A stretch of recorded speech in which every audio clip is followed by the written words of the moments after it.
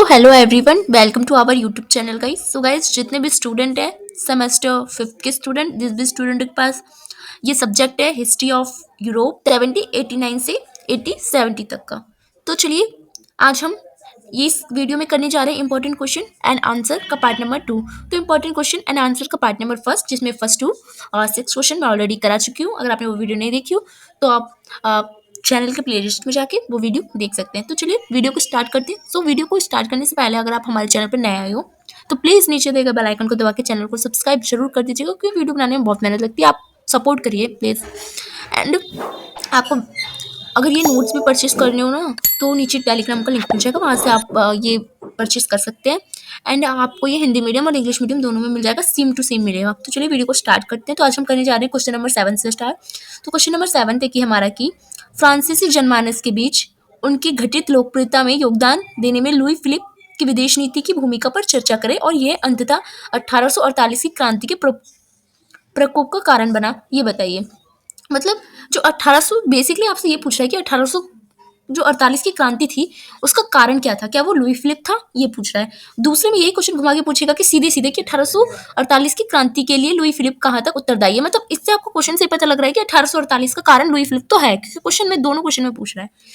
तो आप समझ गए होंगे कि 1848 की क्रांति पूछ रहा है और इसमें ये पूछ रहा है कि लुई फिलिप का कहाँ तक योगदान है। चलिए वीडियो को स्टार्ट करते हैं। तो इंट्रोडक्शन से आप आंसर को लिखना स्टार्ट करेंगे। तो इंट्रोडक्शन में लिखोगे कि आप 1848 की जो क्रांति है वो यूरोप और विशेष रूप से जो फ्रांस में जो उस समय की राजनीतिक, सामाजिक और आर्थिक जो असंतोष था उसका परिणाम थी। मतलब समाज में जो भी घटित हो रहा था यूरोप के 1848 की क्रांति उसी का कारण थी, जिसमें राजनीतिक कारण, सामाजिक कारण और आर्थिक असंतोष था।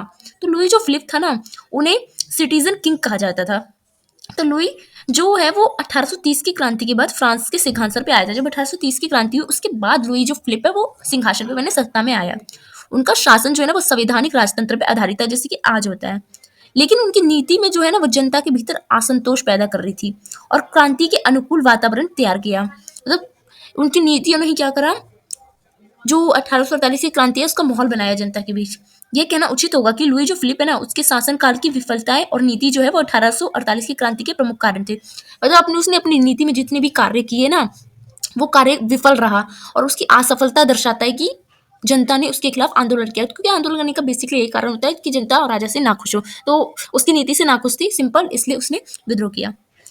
तो लुई फिलिप के शासन की विशेषताएं क्या थी और समस्याएं क्या थी। तो लुई फिलिप का शासन शुरू में लोकप्रिय और जनमुखी था, मतलब बहुत ज्यादा लोकप्रिय था, लोग पहले तो पसंद कर रहे थे इसे, लेकिन समय के साथ उनके शासन में कई खामियां और असंतोष उभरने लगे थे।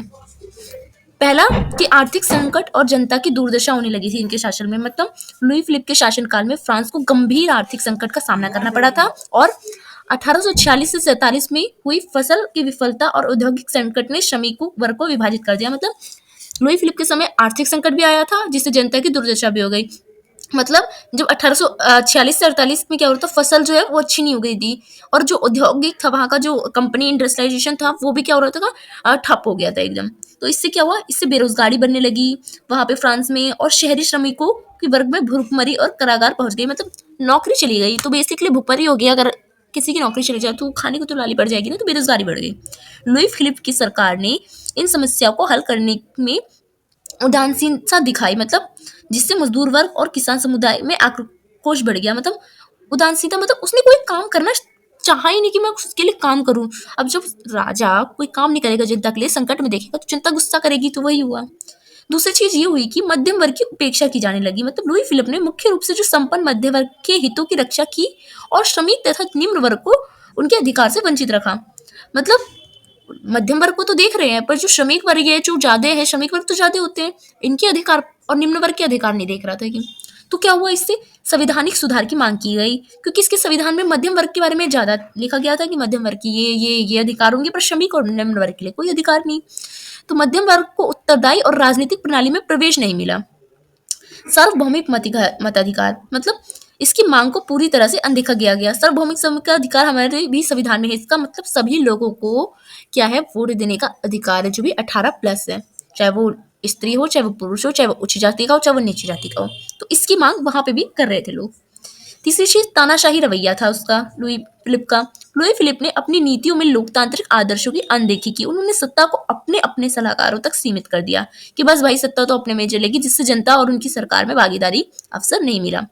इससे किसी और को क्या हुआ, उसकी राजनीतिक में पार्टिसिपेट करने का मौका ही नहीं मिला, क्योंकि उसने मौका ही नहीं दिया, उसने अपने लोगों को ही सत्ता में लगा था। उसने प्रेस पर भी क्या लगा दी, सेंसरशिप लगा दी, प्रतिबंध लगा दी और अभिव्यक्ति की स्वतंत्रता पर रोक लगा दी। मतलब एक्सप्रेशन जो स्पीच है उस पर क्या कर दी, रोक लगा दी, बैन लगा दी और उनके शासन को अलोकप्रिय बना दिया। इसी यही कारण था कि लुई फिलिप का जो शासन था वो जनता के बीच क्या हो गया, अलोकप्रिय हो गया और विद्रोह का कारण। तो चौथी चीज थी कि लुई फिलिप की विदेश नीति भी विफलता का कारण भी बनी कि 1848 की क्रांति का। तो लुई फिलिप की जो विदेश नीति भी उसकी घटित लोकप्रियता का कारण बनी, मतलब उसकी विदेश नीति के कारण भी क्या हुआ, इसको ट्रोल किया गया। किसको, लुई फिलिप को। उन्होंने ब्रिटेन के साथ अच्छे संबंध बनाए रखने के लिए फ्रांस की राष्ट्रीय हितों को नजरअंदाज कर दिया। फ्रांस के लोग जानते हो आप, ब्रिटिश से बहुत ज्यादा शुरू से फ्रांस ब्रिटिश में लड़ाई होती थी, पर लुई फिलिप उससे अच्छे संबंध बना रहा था, जिससे उसकी जनता की जो राष्ट्रीय हित है उसको नुकसान हो रहा था, उसको नजरअंदाज किया जा रहा था। यही क्या बनी, इसकी विफलता का, इसकी 1848 की क्रांति का कारण बनी। स्पेन, बेल्जियम और इटली में उनकी जो नीति जो थी, उसने क्या करा, जनता में यह धारणा उत्पन्न कर दी कि उसका शासन फ्रांस की गरिमा को बनाए रखने में विफल हो रहा है, क्योंकि वो फ्रांस के लिए कुछ कर नहीं रहा है, बस बाहरी कंट्री में ध्यान दे रहा है। तो अफ्रीका में अल्जीरिया के महंगे सैन्य अभियानों ने जनता का आर्थिक बोझ बढ़ा दिया। अब क्या करा, ये पागल था, इसने अमेरिका के साथ मिलकर अफ्रीका में जो अल्जीरिया है ना उससे युद्ध करने चले गया। अब भाई किसी का सपोर्ट करोगे युद्ध में तो आपकी सेना लगेगी, आपके पीपल को पैसे लगेंगे। इसने अपनी जनता ऐसे भुखमरी से मर रही है और ये जा रहा है दूसरे की हेल्प करने, लो तो हो गई, तो जनता क्या हो गई, और ज्यादा विद्रोह करने लगी। पांचवा की सामाजिक असमानता है। तो लुई फिलिप का शासन अमीर और गरीब के बीच अंतर को बढ़ावा देने वाला था बहुत ज्यादा। उनकी नीतियां जो थी ना वो ऐसी थी कि अमीर भाई अमीर, गरीब भाई गरीब, जबकि गरीब जो है वर्ग गरीब और शोषण का शिकार होता रहता था, उसका हमेशा शोषण होता था, आज भी होता है, हमेशा होता था। ये असमानता क्रांति का एक महत्वपूर्ण कारण बनी, जिससे जो ये वर्ग था ना, शोषण वर्ग, उसने भी 1848 की क्रांति में अपना योगदान दिया और लुई फिलिप को विद्रोह किया। दूसरी चीज की लुई फिलिप की व्यक्तिगत असफलताएं भी क्या थी। तो लुई फिलिप की व्यक्तिगत विफलताएं भी 1848 की क्रांति का उत्तरदायी था। उन्होंने अपनी छवि जो है ना वो एक जनमुखी राजा के रूप में बनाई थी, लेकिन उनकी कार्य जो शैली थी वो शाही और निरंकुश होती चली गई थी। अपने आप को फेमस तो बना दिया, ऐसा तो बना दिया कि जनता के सवालों का जवाब देने वाला राजा है, तो भाई ऐसा बना दिया तो उसको जवाब देना ही पड़ेगा, पर वो ऐसा कार्य नहीं कर रहा था, वो एकदम निरंकुश कार्य कर रहा था। कार्य जो उसकी नीतियां भी बन रही थी वो एकदम निरंकुश बन रही थी। तो जनता से संवाद की कमी हो रहा था और जनता की समस्या को हल करने में असफल जो था ना, असफलता के कारण उसने शासन के प्रति व्यापक असंतोष को जन्म दिया, जिससे जनता में कम्युनिकेट नहीं कर पाता था। जनता से कम्युनिकेट, उसकी समस्या को जानेगा नहीं तो जनता हल कैसे करेगा। जनता का अगर समस्या हल नहीं होगा तो भाई जनता तो विरोध कर ही देगी। तो उन्होंने लोकतांत्रिक सुधार को अपने से इनकार कर दिया और जनता की मांगों को दबाने की कोशिश भी की। तो ऑब्वियसली हो गई दंगा। तीसरी चीज कि 1848 की क्रांति में लुई फिलिप की भूमिका। तो लुई फिलिप का शासन न केवल असफलता से भरा था बल्कि उन्होंने सामाजिक और राजनीतिक असंतोष दबाने की भी कोशिश की, जिससे जनता का आक्रोश बहुत ज्यादा बढ़ गया। इसमें क्या हुआ था, पहली चीज हुई थी कि मध्यम वर्ग और श्रमिक वर्ग का विद्रोह। तो इसमें भूमिका बहुत लोगों ने लगाई थी, पहले मध्यम वर्ग ने भी निभाई थी और श्रमिक वर्ग ने भी। लुई फिलिप के शासन में मध्यम वर्ग और श्रमिक वर्ग की मांगे पूरी नहीं हुई। उन्होंने राजनीतिक और सामाजिक सुधार की मांग की, लेकिन सरकार ने उसकी आवाज को दबा दिया। तो भाई तो बैंकेट आंदोलन जैसे प्रयासों को भी कुचलने की कोशिश की, जिससे जनता विद्रोह में आई और मध्यम वर्ग और श्रमिक वर्ग ने इसका सपोर्ट किया। दूसरा, राजनीतिक असंतोष। लुई फिलिप ने राजनीतिक सुधार को टालने की नीति अपनाई, जिससे उदारवादी प्रगतिशील ताकतें उनके खिलाफ हो गई। जनता की भागीदारी कमी दिखने लगी, स्वतंत्रता में अभाव दिखने लगा, तो ये क्रांति का बेज बो दिया और क्रांति का कारण बन गई है राजनीतिक असंतोष। तीसरी चीज, फरवरी की क्रांति का आरंभ भी इसकी बना कारण। मतलब फरवरी 1848 की पेरिस में श्रमिक और छात्रों के प्रदर्शन किया, छात्र वहां पे प्रदर्शन कर रहे थे, उनकी मांग को अनदेखा कर रहा था लुई फिलिप। उसकी सेना उपयोग का प्रदर्शन को दबाने के लिए की, जो उसकी सेना थी ना उसका उपयोग कर रही थी, जो श्रमिक कर रहे थे, जो छात्र कर रहे थे, उसके आंदोलन को दबाने के लिए ये लोग कर रहे थे। जैसे आपने देखा होगा बांग्लादेश में हो रहा था, तो वहां के स्टूडेंट जो थे वो कर रहे थे, तो उसकी सरकार उसे दबा रही थी, तो वैसे ही वाला यह प्रयास असफल रहा और जनता उसके शासन को उखाड़ फेंकने के लिए संगठित हो गई और संगठित होकर उन्होंने 1848 की क्रांति कर दी।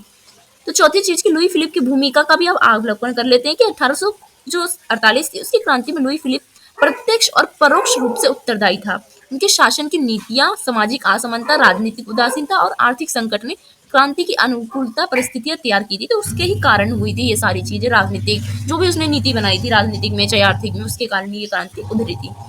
उसकी प्रत्यक्ष भूमिका हमें दिखाई देती है कि लुई फिलिप ने जनता की राजनीतिक और सामाजिक मांगों को अनदेखा करा। उन्होंने श्रमिक वर्ग और मध्यम वर्ग की मांगों को दबाने का प्रयास किया, जिससे उनके खिलाफ आक्रोश पैदा हो गया इसमें जनता में। दूसरा, परोक्ष भूमिका क्या होती है? परोक्ष भूमिका होती है कि लुई फिलिप ने शासन की विफलताएं, जैसे कि आर्थिक संकट, विदेश नीति, जनता की क्रांति के लिए क्या हुई, मतलब परोक्ष जो ये प्रत्यक्ष नीति है उसमें राजनीतिक, उसमें ये आ जाएगा आर्थिक वगैरह जो जनता पे प्रभाव पड़ रहा है। परोक्ष में ये आ जाएगा कि जो जनता को दिखाई नहीं दे रहा, पर विदेश में वो नीति ऐसी बना रहा है कि इफेक्ट जनता को भी पड़ रहा है, तो वो होगा परोक्ष और प्रत्यक्ष। आप समझ गए होंगे।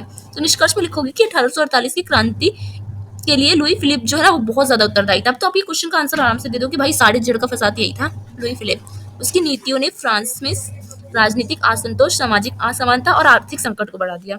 उसकी तानाशाही प्रवृत्ति जो थी वो सुधारों को अनदेखा कर रही थी और जनता में विद्रोह के लिए जनता को मजबूर कर दिया। ऐसे कानून बना रहा था, ऐसे कठोर कानून बना रहा था जो जनता का भलाई नहीं कर रहा था। जनता संकट में थी, जनता आंदोलन कर दी। हालांकि ये भी सत्य है कि 1847 की क्रांति केवल फ्रांस तक सीमित नहीं थी, ये यूरोप के बहुत सारे क्षेत्रों में फैल गई थी और सामाजिक बदलाव का परिणाम थी ये क्रांति। फिर भी लुई फिलिप के नेतृत्व में फ्रांस में उत्पन्न असंतोष ने इस क्रांति के प्रकोप में प्रमुख भूमिका निभाई और उनका पतन जो है वो जनता के असंतोष और लोकतांत्रिक अधिकार की मांग का परिणाम था, जिससे फ्रांस की दूसरी गणराज्य की स्थापना का मार्ग प्रशस्त किया। मतलब जनता ने दूसरी गणराज्य यानी रिपब्लिक, जिसमें संविधान के अनुसार वगैरह वगैरह चले, उसका मतलब निरंकुश ना हो शासन, किसी का अधिकार ना हो, वो अच्छे से चले, तो इसी की जनता ने मांग की। आई होप आपको ये क्वेश्चन समझ आ गया हो। तो हम चलते हैं हमारे क्वेश्चन नंबर नेक्स्ट पे, जो कि क्वेश्चन नंबर, तो हमारा क्वेश्चन नंबर 8 है कि 19वीं शताब्दी के प्रारंभ में यूरोप में जो प्रमुख सामाजिक आर्थिक परिवर्तन का वर्णन कीजिए तथा चर्चा कीजिए कि इन परिवर्तनों ने श्रमिक आंदोलन के उत्थान में किस प्रकार योगदान दिया। मतलब 19वीं शताब्दी में यूरोप में जितने भी सामाजिक आर्थिक परिवर्तन हो रहे थे, मतलब 19वीं शताब्दी में क्या हो रहा था? 19वीं शताब्दी में औद्योगिकरण आ गया था, इंडस्ट्रियलाइजेशन आ गया था, मशीन आ गई थी, कंपनियां आ गई थी। ये मशीन कंपनी वगैरह आने से क्या हुआ, श्रमिकों का शोषण होने लगा, इससे ज्यादा काम कराया जाने लगा, इससे सस्ते दामों पे काम कराया जाने लगा, ज्यादा घंटे काम कराया जाने लगा, तो इसी से मजदूरों की स्थिति दयनीय हो गई। तो यही है 19वीं सदी का सामाजिक आर्थिक परिवर्तन। तो 19वीं सदी के प्रारंभिक दौर में औद्योगिकरण की मुख्य विशेषता और पैटर्न क्या थे? इस अवधि में औद्योगिक श्रमिकों की रहने और काम करने की परिस्थितियों का वर्णन कीजिए। दोनों क्वेश्चन एक है कि 19वीं शताब्दी में औद्योगिकरण आने से या 19वीं शताब्दी में जो सामाजिक आर्थिक परिवर्तन हुए थे उसके कारण क्या थे? उसका कारण औद्योगिकरण था। औद्योगिकरण की मुख्य विशेषता है ये थी कि मतलब जो श्रमिक थी उसकी दयनीय स्थिति हो गई थी। तो इंट्रोडक्शन से कुछ आंसर स्टार्ट करेंगे तो लिखोगे कि 19वीं शताब्दी प्रारंभिक यूरोप में सामाजिक आर्थिक परिवर्तन और औद्योगिक क्रांति के प्रसार का समय था। मतलब समाज में उस समय आर्थिक परिवर्तन हो रहे थे, सामाजिक परिवर्तन हो रहे थे और औद्योगिक क्रांति प्रारंभ हो रही थी। तो यह युग कृषि आधारित समाज से औद्योगिक समाज की ओर संक्रमण का गवाह था। मतलब पहले जो कृषि आधारित होते थे यूरोप की कंट्री चाहे भारत की कंट्री, तो 19वीं शताब्दी में वहां पे औद्योगिकरण स्टार्ट हुआ था। तो जिससे अब क्या है, कृषि से लोग कहाँ जा रहे हैं, कंपनी में काम करने जा रहे हैं। तो मशीन और कारखानों के उपयोग में उत्पादन प्रणाली बदल दिया गया। तो पहले जो होती थी हाथों से, अब क्या होने लगा, उत्पादन प्रणाली मतलब प्रोडक्शन जो है वो चेंज हो गया, जिससे शहरीकरण, पूंजीवाद और श्रमिक वर्ग का उदय हुआ। अब औद्योगिकरण से तीन चीजें निकलती है। औद्योगिकरण के कारण क्या हुआ, शहरीकरण हुआ। क्यों? क्योंकि औद्योगिक कहाँ पे बिठाएंगे, शहरों में बिठाएंगे। अब जहाँ पे उद्योग बिठाएंगे वहां पे लोग रहने के लिए लोगों को चाहिए कि वहाँ मजदूर रहे, तो वहाँ पे शहर बसाए गए, वहाँ पे जो कंपनी के मालिक है वो रहेंगे, तो वो रहेंगे तो उनको स्कूल भी चाहिए पढ़ने के लिए उनके बच्चों को, तो स्वास्थ्य भी चाहिए, तो शहर का निर्माण ऐसे ही होता है। तो शहर का निर्माण हुआ। दूसरा पूंजीवाद, औद्योगिकरण आने से क्या हुआ, पूंजीवाद आई। अब हर देश में क्या करा, व्यापार करने की बात की गई कि सभी देशों में व्यापार करो, वो हमारे देश में कंपनी आएगी, हम उसके देश में जाएंगे। अब पूंजीवाद आई तो श्रमिक वर्ग का उदय हुआ। पूंजीवाद की विचारधारा, आपको पता है कि श्रमिक वर्ग का उदय हुआ। दो वर्ग होते हैं मार्क्सवादी के अनुसार, आप जानते हो कि मार्क्सवादी पूंजीवाद का विरोध करते हैं। तो मार्क्सवादी ने श्रमिक वर्ग का उदय किया और उन्होंने कहा कि समाज में सिर्फ दो वर्ग है, एक है बुर्जुआ वर्ग जो कि शासन करता है, मतलब कंपनी जिसके पास रहती है, पैसे जिसके पास रहते हैं। दूसरा होता है मजदूर वर्ग जिसका जो शोषण करते हैं, मतलब इनसे ज्यादा काम कराते हैं, कम पैसे देते हैं। तो यही वाली। हालांकि इन परिवर्तनों ने समाज में प्रगति की, नवाचार को भी बढ़ावा दिया। औद्योगिकरण ने श्रमिक वर्ग का उदय जरूर किया, पर इसने समाज में प्रगति भी की, बहुत सारी टेक्नोलॉजी लाई जो आज हमें इजी बनाती है और नवाचार के साधन को भी अच्छा किया। साथ ही गहरी असमानता, श्रमिक के शोषण और कठिन जीवन परिस्थिति को भी जन्म दिया। एक चीज अच्छा करा कि नवाचार बढ़ाया, प्रगति की, और दूसरी चीज असमानता ला दी समाज में, श्रमिकों का शोषण ला दिया, कठिन परिस्थिति बना दिया लोगों के बीच। तो अच्छाई भी थी और बुराई भी थी। तो इन चुनौतियों ने श्रमिक वर्ग में असंतोष, जागरूक जन्म दिया, जिसके परिणामस्वरूप श्रमिक आंदोलन का उदय हुआ। क्योंकि औद्योगिकरण आने से अब ज़्यादा इंडस्ट्री बैठने लगी, तो इंडस्ट्री में लोग काम करने लगे, उनसे ज़्यादा काम कराने लगे, उनका शोषण करने लगे, तो एक दिन वो तंग आके आंदोलन करने लगते हैं। आंदोलन ना केवल श्रमिक अधिकार की रक्षा के लिए खड़ा हुआ, बल्कि ये समाज और राजनीतिक में महत्वपूर्ण सुधार का आधार भी बना। ठीक है, तो जानते हैं कि प्रमुख सामाजिक आर्थिक परिवर्तन क्या थे। उसमें पहला परिवर्तन था 19वीं शताब्दी में, जो सामाजिक आर्थिक परिवर्तन हुआ था उसमें से पहला परिवर्तन था कि 19वीं शताब्दी में औद्योगिक क्रांति और उत्पादन प्रणाली में बदलाव हुआ था। मतलब औद्योगिक क्रांति ने मशीन और कारखानों के उपयोग को बढ़ावा दिया, जिससे उत्पादन प्रणाली जो है उसमें आमूलचूल परिवर्तन आया। मतलब औद्योगिक क्रांति ने मशीन और कारखानों का उपयोग से प्रोडक्शन को बढ़ा दिया, क्योंकि हाथ से जो चीज बनती है वो बहुत सारे मजदूर भी लगते हैं उसमें और बहुत लेट लगती है, पर मशीन से वही चीज ज्यादा बन जाती है। मान लो हाथ से कोई चीज 100 बन रही है एक दिन में, तो मशीन वो अकेले ही एक दिन में 1000 बना देगा, तो प्रोडक्शन ज्यादा होने लगा। जिससे क्या हुआ, पारंपरिक जो है जो हस्तशिल्प थे, तो जितने भी जो हैंडीक्राफ्ट, जितने भी जो लोग थे हस्तशिल्प, वो बड़े पैमाने पर उत्पादन इन्होंने ले ली, मतलब प्रोडक्शन ले ली। और कपड़ा, लोहे और कोयले जैसे उद्योग की क्रांति प्रगति हुई, उत्पादन का केंद्रीकृत हुआ, जिससे ग्रामीण इलाकों और शहरों की जनसंख्या का पलायन तेजी से हुआ। औद्योगिकरण आने से अब लोग शहर में जाने लगे काम करने के लिए, तो लोगों का गांव से क्या हुआ, पलायन हुआ शहरों की ओर। दूसरी चीज ये हुआ कि पूंजीवाद और आर्थिक असमानता जन्मी। उत्पादन और संसाधन का नियंत्रण पूंजीवादियों के हाथ में आ गया। पूंजीवादी कौन होते हैं, जिसकी कंपनी होती है, जिसके पास पैसे होते हैं। श्रमिक वर्ग को लंबी अवधि तक काम करना पड़ता था। मान लो 12-12, 13-13 घंटे काम करा रहे हैं, लेकिन उनकी मजदूरी कम दे रहे हैं। तो हिसाब से दो कि जैसे आज होता है ना 8 घंटे की मजदूरी देते हैं, तो ये कानून ये श्रमिक आंदोलन वगैरह से ही बनी थी। तो ये ज्यादा काम कराते थे, कम पैसे देते थे। आर्थिक असमानता बढ़ गई, जिससे पूंजीवाद अमीर होते चले गए और श्रमिक वर्ग और गरीब होते चले गए। इससे तीसरी चीज हुई कि शहरीकरण हुआ और आवास संकट हुआ। औद्योगिक केंद्रों जैसे मैनचेस्टर, बर्मिंघम और पेरिस में शहरीकरण तेजी से हुआ, तो ये 3 शहर जल्दी जल्दी बसने लगे, क्योंकि यहाँ पे औद्योगिक क्या होने लगी, मशीनें बैठने लगी, तो शहरों में आवास होने लगा, रहने लगे लोग आके, स्वच्छता होने लगा, साफ सफाई होने लगी, स्वास्थ्य सुविधा बैठ गई, पढ़ने के लिए उनके बच्चे के लिए शिक्षा बैठ गई। श्रमिक बस्तियां बेहद खराब हो गई। एक तरफ हमें वहाँ पे बिल्डिंग वगैरह अच्छे अच्छे दिखने लगते हैं, तो दूसरी तरफ बस्तियां दिखते हैं। बस्तियां में कौन रहते हैं, जो उस कंपनी में काम करते हैं, मजदूर। तो हमें विभाजन देखने को मिलता है। बीमारियां जैसे हैजा, तपेदिक तेजी से फैलने लगी, क्योंकि बस्तियां आने लगी, लोग ज्यादा होने लगे और खाने को इनके पास नहीं होता था, रहने को अच्छा घर नहीं होता था, तो बीमारी फैलने लगी। चौथी, कृषि से औद्योगिक समाज की ओर बदलाव। पारंपरिक कृषि आधारित अर्थव्यवस्था का स्थान अब औद्योगिक समाज ले लेता है। आपको पता है पहले औद्योगिक समाज था ही नहीं पूरी दुनिया में। हस्तशिल्प लोग थे, उतने फैक्ट्री नहीं थी, या तो ज्यादातर लोग कृषि करते थे। पर क्या हुआ, इसके बाद ग्रामीण किसान और कारीगरों ने अपने पारंपरिक काम को छोड़ दिया और कारखानों में काम करने लगे, क्योंकि आधार कृषि की मतलब अर्थव्यवस्था ही बदल गई थी। जब कृषि करना ही नहीं है तो भाई करके क्या करेंगे वो लोग।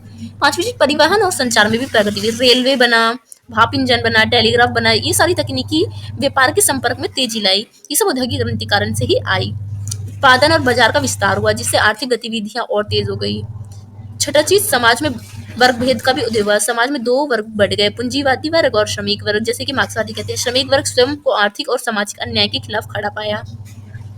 श्रमिक आंदोलन के उत्थान के क्या कारण थे। पहला था कि कार्य परिस्थिति के खिलाफ असंतोष। मतलब श्रमिक आंदोलन के उत्थान मतलब कारण क्या थे, तो श्रमिक आंदोलन का पहला कारण था उनकी कार्य परिस्थिति खराब हो गई थी, जिसके खिलाफ उन्होंने आंदोलन किया। मतलब श्रमिकों को बेहद कठिन परिस्थितियां का सामना करना पड़ा था। उनसे कई घंटे काम कराया जा रहा था, 12 से 16 घंटे काम कराया जा रहा था। ना तो उनको सुरक्षा दी जा रही थी और पैसे भी कम दिए जा रहे थे। महिला और बच्चों को भी कम मजदूरी पर काम करने के लिए मजबूर किया गया था, तो इससे उसकी स्थिति दयनीय हो गई थी, असंतोष बढ़ गया था।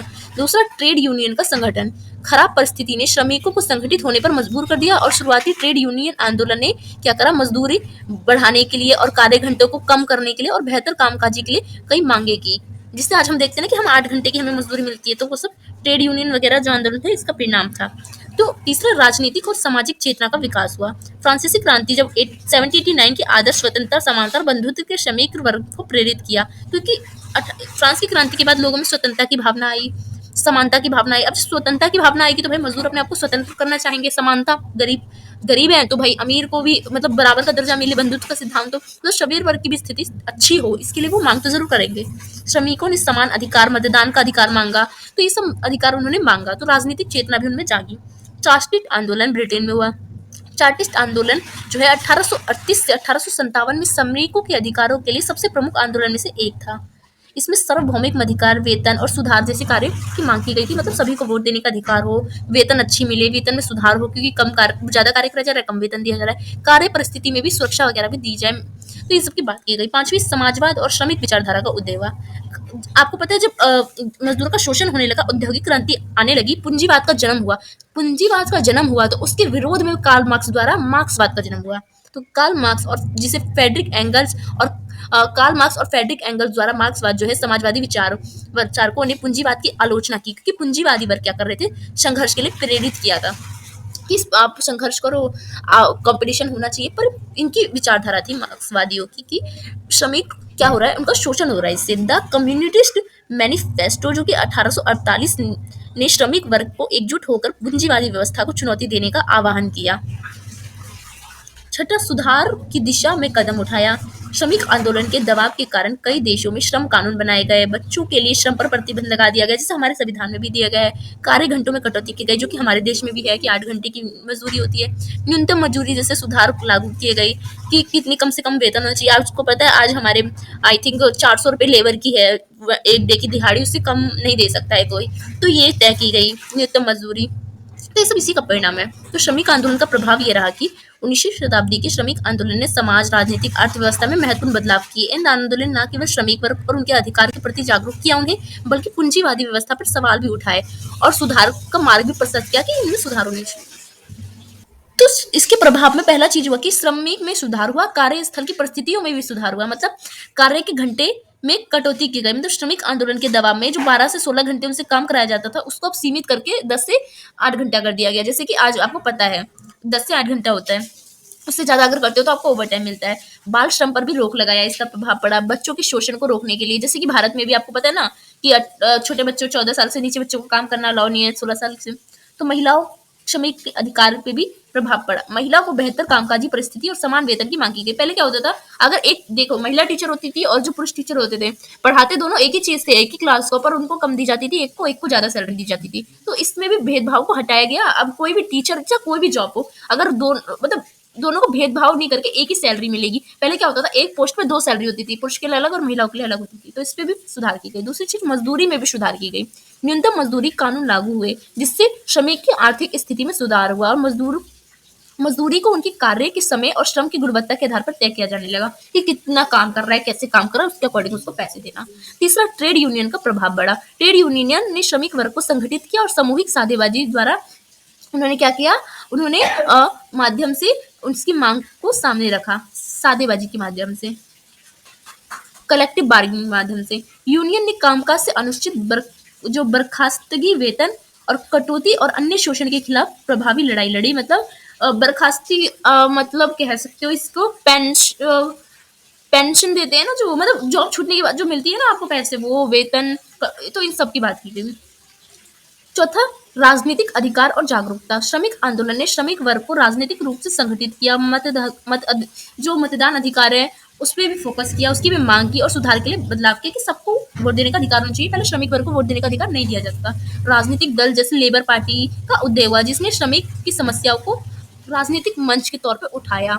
पांचवा, सामाजिक सुरक्षा का विकास हुआ। श्रमिकों के लिए बीमा, पेंशन, बेरोजगारी जैसी जो शुरुआती जो सुरक्षा थी, योजनाएं थी, उसको लागू की गई और औद्योगिक दुर्घटनाओं के मामले में मुआवजाएं देने लगे कि अगर कोई घटना हो जाए तो उस घटना के लिए उसको पैसे दिए जाए। कि कंपनी में काम करते करते मान लो उसका हाथ कट गया, कुछ हो गया, तो उसको उसके क्या दिया जाए, पैसे दिए जाए उसको उसके बदले में। छठा, समाजवादी विचारधाराओं का विस्तार हुआ। श्रमिक आंदोलन ने समाज और साम्यवाद की विचारधारा को बल दिया। कार्ल मार्क्स और फ्रेडरिक एंगल्स जैसे विचारकों ने शिक्षाओं ने संघर्ष वर्ग में पूंजीवादी व्यवस्था के खिलाफ क्रांति भावना को मजबूत किया। शिक्षा के माध्यम से उन्होंने बताया कि पूंजीवादी कैसे शोषण करते हैं। सातवां चीज उसने ये की कि लोकतंत्र और कानूनों में सुधार किया। श्रमिक आंदोलन ने लोकतांत्रिक सुधारों को तेज किया। कई देशों में श्रम कानून बने, जैसे न्यूनतम मजदूरी, कार्य घंटा। आप भारत में भी देखते हो कि कम अब 8 से 10 घंटे होते हैं। न्यूनतम मजदूरी जैसे 400 रुपये लेबर की गई है, उससे कम में किसी को नहीं रख सकते, एक दिन की दिहाड़ी। तो ये सब तय की गई। आठवीं चीज की सामाजिक चेतना और समानता का भी विकास हुआ। इन आंदोलनों ने श्रमिक वर्ग और उनके अधिकार की प्रगति जागरूकता लाई कि उनके अधिकार क्या है, श्रमिक भी जाने कि वो भी क्या है, एक स्टेट का हिस्सा, एक समाज का हिस्सा, और उनके भी कुछ अधिकार हैं, उसको दबाया नहीं जा सकता। समाज में श्रमिकों की स्थिति में सुधार और अधिक सम्मान मिलने लगा। अब उनकी बात लोग मंच पे करने लगे, जैसे लेबर पार्टी, उन्होंने पूरा राजनीतिक मंच ही लेबर के नाम से बना दिया। असमानता और शोषण के खिलाफ कई आवाजें उठने लगी, सांस्कृतिक विकसित हुआ, औद्योगिक संबंध में संतुलन भी आया। अब पूंजीवादी और श्रमिकों के बीच संबंध में सुधार हुआ। अब ज्यादा शोषण नहीं होता था क्योंकि टाइम के घंटे को तय कर दिया गया था, एक निश्चित राशि भी तय कर दी गई थी और भेदभाव भी हटा दिया गया था, जिससे अब उद्योग पूंजीपति वर्ग और वो दोनों क्या है उनके बीच में संबंध थोड़े अच्छे होने लगे। तो निष्कर्ष के तौर पर लिखोगे कि 19वीं शताब्दी के प्रारंभिक यूरोप में सामाजिक आर्थिक परिवर्तन ने वर्ग को न केवल नई चुनौती का सामना करने के लिए मजबूर किया, बल्कि उन्हें संगठित होने और अपने अधिकार के लिए लड़ने की प्रेरणा भी दी। औद्योगिक क्रांति ने पूंजीवादी व्यवस्था जहां आर्थिक प्रगति की, वही समाज में गहरी असमानता को भी जन्म दिया। एक तरफ ये करा पूंजीवाद, मतलब पूंजीवाद का जन्म हुआ, एक तरफ ये करा कि विकास करा, प्रगति की, नवाचार लाया, पर दूसरी तरफ समाज का विभाजन कर दिया कि गरीब वर्ग और अमीर वर्ग में। तो यही था हमारा 19वीं शताब्दी का सामाजिक परिवर्तन, आर्थिक परिवर्तन, जिसमें हमने मजदूरों की स्थिति को जाना। आई होप आपको ये क्वेश्चन भी समझ आ गया। अब चलते हैं हमारे नेक्स्ट क्वेश्चन पे। हमारा नेक्स्ट क्वेश्चन है कि यूरोप में राष्ट्रवाद के उद्भव के आधार तैयार करने में John Locke, Jean Jacques Rousseau, Voltaire, इन जो प्रबुद्ध विचारक थे, इसकी भूमिका क्या थी उसको वर्णन करना है हमें, और उन्हीं विचारों ने पारंपरिक सत्ता को कैसे चुनौती दी और राष्ट्रवादी भावनाओं को बढ़ावा देने में, अवधारणा को कैसे बढ़ावा दिया, ये बताने। मतलब यूरोप में जो राष्ट्रवाद का उदय हो रहा था, जिसमें जो ये थिंकर्स थे वोल्टेयर, जॉन लॉक, रूसो, इसका योगदान बताना है आपको, और राष्ट्रवादी भावना को बढ़ावा देने की अवधारणा को कैसे बढ़ाया, इन लोगों ने क्या बोला, क्या विचारधारा रखी, उसी को हमें पढ़ना है। तो परिचय से स्टार्ट करते हैं। तो परिचय में लिखोगे कि यूरोप में जो राष्ट्रवाद का उदय हुआ था वो एक जटिल प्रक्रिया थी, जिसने क्या करा, 17वीं से 18वीं शताब्दी के प्रबुद्ध विचारक इसमें सामने आए। इसमें जॉन लॉक आते हैं, जीन जैक्स आते हैं, रूसो आते हैं, वोल्टेयर आते हैं। इन्होंने क्या करा, इन्होंने महत्वपूर्ण भूमिका निभाई। इन विचारकों ने तर्क दिया कि स्वतंत्रता लाओ, समानता को बढ़ाओ, अवधारणा को आधारित किया और नए समाज की कल्पना की कि समाज में अब लोगों को स्वतंत्रता की बात जानने लगे लोग कि हमारी स्वतंत्रता क्या होती है, समानता पे लोग जोर देने लगे। उन्होंने पारंपरिक सत्ता संरचना जैसे राजतंत्र और धार्मिक प्रभुत्व को चुनौती दिया और आधुनिक राष्ट्रवाद और बौद्धिक और वैचारिक रूप से तैयार किया, जिसमें लोग स्वतंत्रता की बात करते हैं, समानता की बात करते हैं, बंधुत्व की बात करते हैं, धर्मनिरपेक्षता की बात करते हैं। ऐसे समाज को प्रस्तुत किया इन विचारकों ने। उसमें से पहले थिंकर्स को हम जानते हैं, जो कि है जॉन लॉक। जॉन लॉक ने 1632 से 1704 तक मानव अधिकार और सरकार के समिति अधिकारों का विचार प्रस्तुत किया पूरी दुनिया के सामने। तो जॉन लॉक ने अपने जो ग्रंथ पुस्तक है, मतलब उसकी जो बुक है, two two treatise of government, इसमें उन्होंने इस विचार को प्रस्तुत किया कि सरकार का जो मुख्य उद्देश्य है ना, वो नागरिक के जीवन और स्वतंत्रता और संपत्ति की रक्षा करना है। कि सरकार क्यों होती है, नागरिक की रक्षा करने के लिए होती है, नागरिक को स्वतंत्रता प्रदान करने के लिए होती है, और जो उनकी संपत्ति है, उनकी संपत्ति क्या, उनकी मानव अधिकार, उनकी जो सुरक्षा, उनकी जो, उसको क्या करना, उसको बचाना। उन्होंने सामाजिक अनुबंधन की अवधारणा विकसित की, जिसमें सरकार को जनता की सहमति से संचालित होना चाहिए। मतलब वो कहते हैं कि सरकार जनता के अकॉर्डिंग करनी चाहिए, उनको हर बात सुनना चाहिए जनता की। उनका ये विचार राजाओं की दैवीय अधिकार, डिवाइन थ्योरी जो होती थी ऑफ किंग, इसके सिद्धांत को चुनौती देता था कि राजा कोई भगवान का अवतार नहीं होता, वो जनता द्वारा चुना होता है, वो भी हमारी तरह के आम इंसान होता है, वो जनता का नौकर होता है, जनता की बात उसको सुननी होती है। इस तो जॉन लॉक का प्रभाव क्या हुआ कि उनकी सोच ने लोगों में ये भावना उत्पन्न की कि सत्ता जनता की है, ना कि राजा की है, ना कि चर्च की है। तो जनता में राजा कौन होता है, जनता होती है, क्योंकि जनता ही राजा को चुनती है। इसने स्वतंत्रता और समानता के सिद्धांत को बढ़ावा दिया और राष्ट्रवादी आंदोलन का आधार बने।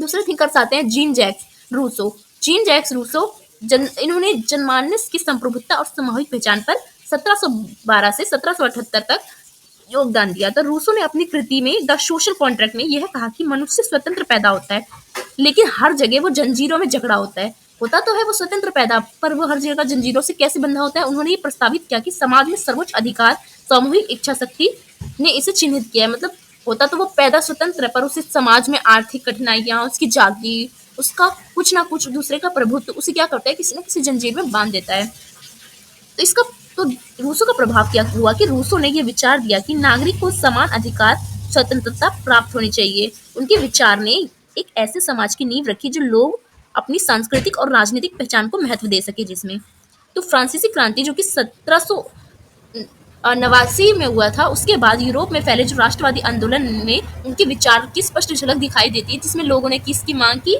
लोगों ने स्वतंत्रता की मांग की। जैसे कि रूसो की विचारधारा दिखती है कि स्वतंत्रता क्योंकि रूसो की विचारधारा में आती थी। तीसरे है वोल्टेयर। वोल्टेयर ने 1694 से 1778 तक धार्मिक सहिष्णुता और व्यक्तिगत संगठन पर काम किया। वोल्टेयर ने अपने लेख में ये चर्च और राज्य के बीच संबंध की आलोचना की। उन्होंने धार्मिक सहिष्णुता, व्यक्तिगत स्वतंत्रता और तर्कवाद की वकालत की है कि क्या होना चाहिए, स्वतंत्रता होनी चाहिए, तर्कवाद होनी चाहिए। तो इसका प्रभाव ये पड़ा कि वोल्टेयर ने धार्मिक कट्टरता, अहिंसुता के खिलाफ आवाज उठाई, जिससे लोगों में यह विश्वास बनवा कि धार्मिक और सांस्कृतिक विविधता को सम्मान देना आवश्यक है। उनके तर्कों ने पारंपरिक सत्ता संरचनाओं के रूप में चर्च के प्रभुत्व को चुनौती दी कि चर्च ही सब कुछ नहीं है, हमें अपने सांस्कृतिक पे गर्व करना चाहिए, विविधता पे गर्व देना चाहिए। विविधता मतलब सब जाति को समान मानना चाहिए, सभी लोगों को समान मानना चाहिए। तो पारंपरिक सत्ता के प्रति चुनौती थी ये सारी विचारधाराएं जो कि इन सारे प्रभुत्वों ने दी थी। तो राजतंत्र का पतन हुआ इससे, मतलब इनके विचारों से। तो इन विचारकों ने राजतंत्र की जो दैवीय अवधारणा थी ना कि जो राजा होता है वो भगवान का अवतार होता है, उसको क्या करा, उसको खत्म किया और बोला कि ये कोई ईश्वर ईश्वर नहीं होता, ये जनता का नौकर होता है, जनता इसे चुनती है। तो राजतंत्र का पतन किया और लोकतंत्र की नींव रखी।